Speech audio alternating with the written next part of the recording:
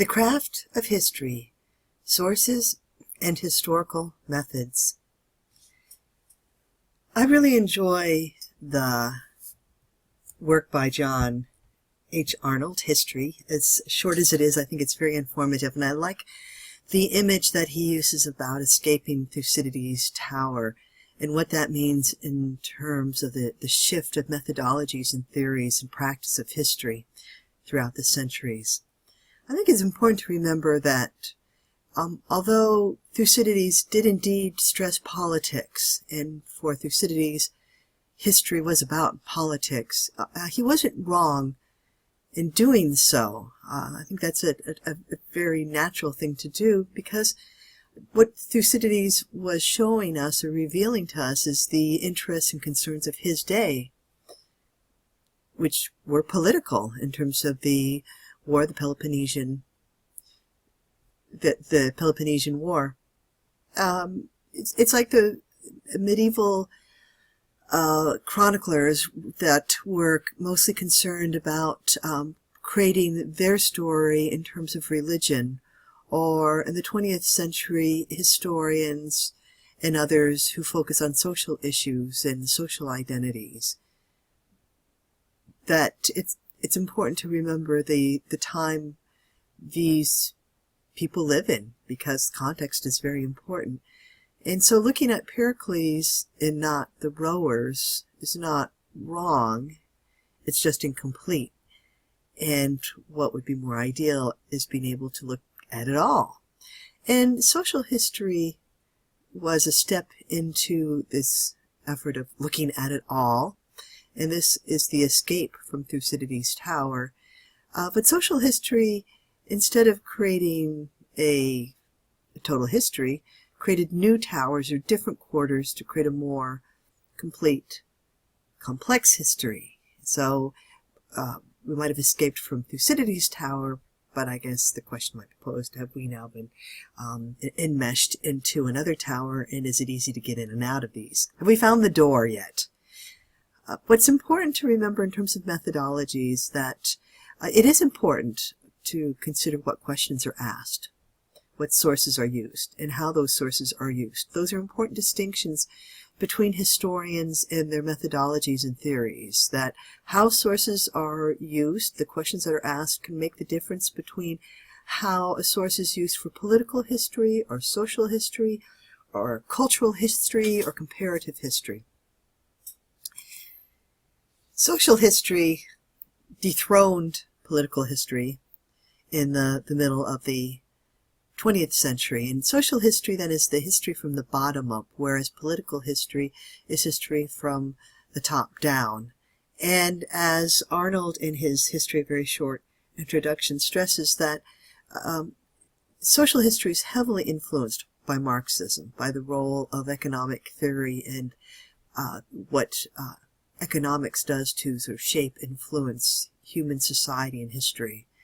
Social history focuses on everyday life. It asks different questions than what a political historian would ask. And so some of those questions concern the construction of power structures beyond high politics, but other hierarchies.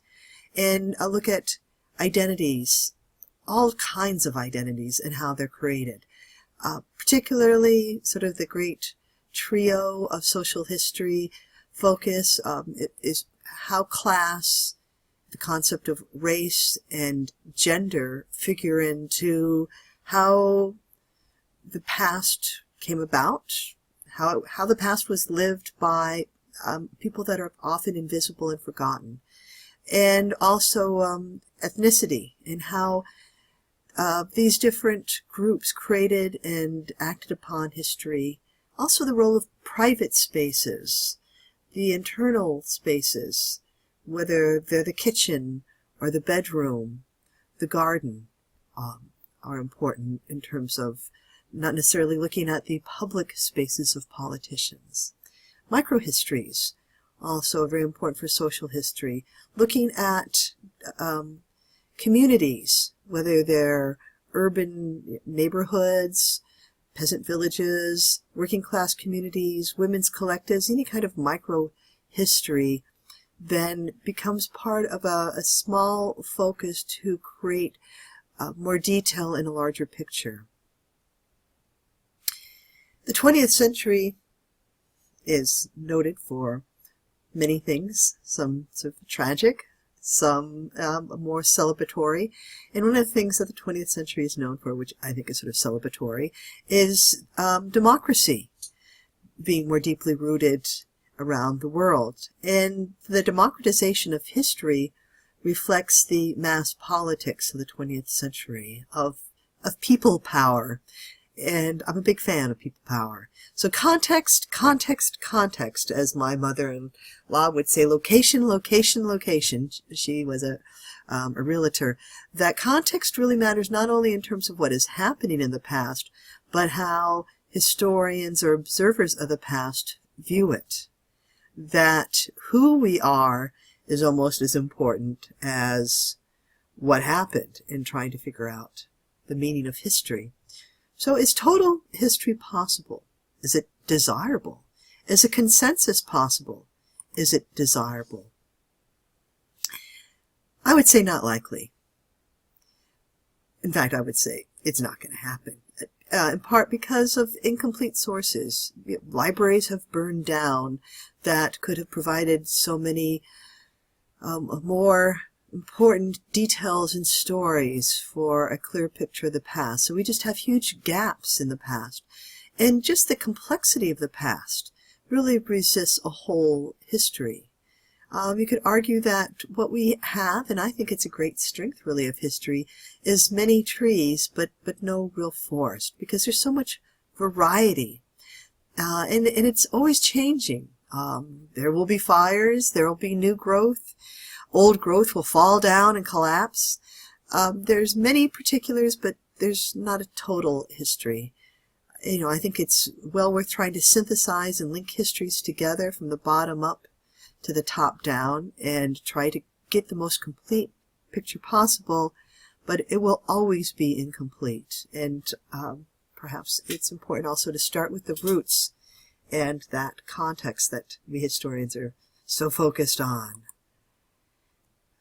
Historians and as a profession, I think it's important to remember they do not just present facts, because it's very slippery to even consider what are facts and not facts at times when so many facts conflict with each other. Historians interpret the past. They use the so-called evidence or facts to interpret the past. And they've been trained to read the past and analyze its meanings and nuances. So they don't take sources at face value.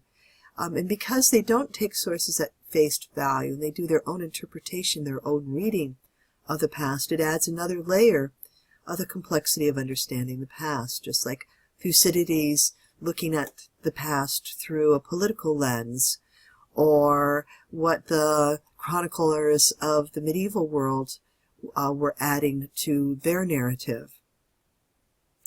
We may disagree with the historian's interpretation of evidence, and I think we all have at some point. And historians are required to use evidence and use it ethically, and that's to help then provide evidence even if you choose not to agree with the interpretation. But historians need to be civil in discourse. Refer back to the AHA Statement of Standards. And it's just not nice to be nasty. So being nasty is not nice, and I think that's sound advice. And so it is about a historical community, a scholarly community that is doing the best it can.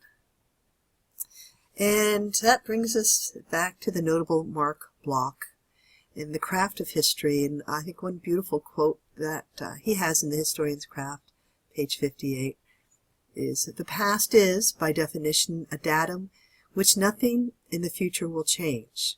But the knowledge of the past is something progressive, which is constantly transforming and perfecting itself."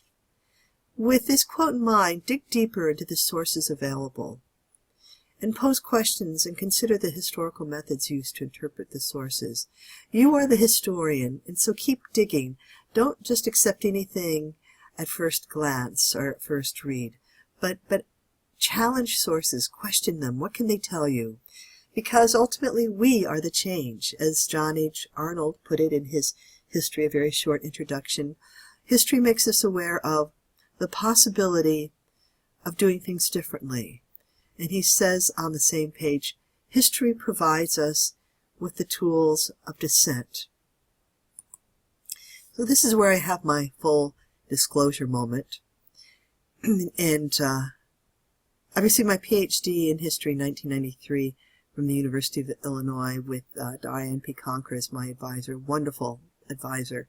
And my dissertation was on outcasts, outlaws, and outsiders, exiled Russian anarchists in their interwar years. My MA was done at the University of Colorado Boulder on looking at the dilemma of practicing theory and sort of a comparison of Peter Kropotkin and Alexander Berkman, Propaganda by the Deed. And I think by the titles of these works, you can see that Arnold's quote on history provides us with the tools of dissent really sort of speaks to me in my view of history. I'm optimistic. I've always been an optimist, and I believe that progress is real and possible, and so history helps us to become better, a better person, a better society, and that's my hope. And because I'm an optimist, I believe in it. I also believe that history is a creative act.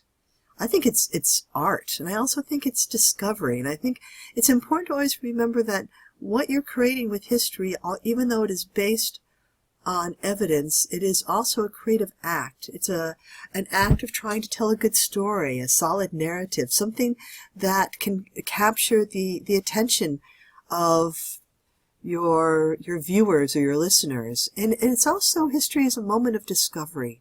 Hopefully not just a moment of your discovery, but that you can share that moment of discovery. That's very, very exciting. And, you know, history was, and what we do with it. So there's this duality of history that is intriguing and problematic, and we'll be considering this sort of dual nature of what history is, that it is both an object and a subject more fully. I guess to close this brief discussion, or lecture, I guess, is really what it is, on the craft of history, is this composition by Kandinsky, one of my favorite artists. The composition 7, in 1913, was considered by Kandinsky the most complex piece he ever painted. And I think it's a beautiful painting, amazing. But I also think it's a good sort of representation of what history is in terms of its complexity and trying to figure out the narrative and what is going on, and also kind of stepping back and appreciating it for what it is, this amazing work of art. So good luck with your projects for the semester. I see them as a creative effort, and I'm very excited with what you're doing, and I hope you're enjoying yourself too.